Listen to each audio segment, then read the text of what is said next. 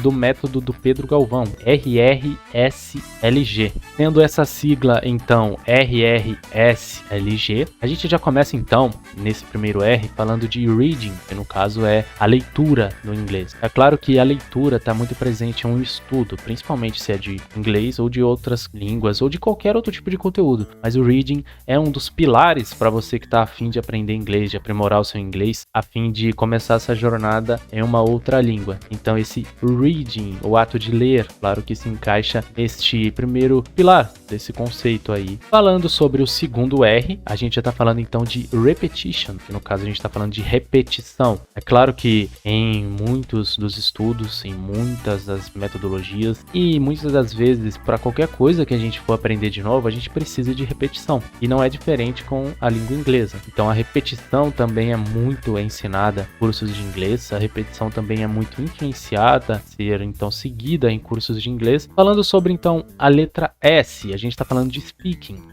No caso, a gente está falando então do ato de falar, no ato de conversar em inglês. É claro que também é muito importante para o desenvolvimento de uma outra língua, saber conversar com alguma outra pessoa, principalmente com nativos, o que também é muito interessante. E é mais uma das funcionalidades que o curso vai oferecer para você desenvolver o seu speaking, certo? Você conseguir falar, porque não tem nada melhor do que conseguir ir ajustando tudo na prática, mesmo que esteja à distância ou presencialmente, ou até mesmo em ambientes muito mais comuns aí pro pessoal hoje em dia, tipo, tá jogando com alguém ou etc. Então, são ambientes onde a gente pode desenvolver a nossa fala de uma maneira muito simples, muito fácil e sem medo ou insegurança algum. Falando então sobre a letra L dentro da sigla, a gente tá falando então de listening. O que seria esse listening? A gente tá falando então de ouvir, o ato de ouvir. É claro que esse é um dos mais fáceis, mais confortáveis, porque tá presente em toda a nossa vida praticamente, independente de qual língua seja. A gente pode treinar isso simplesmente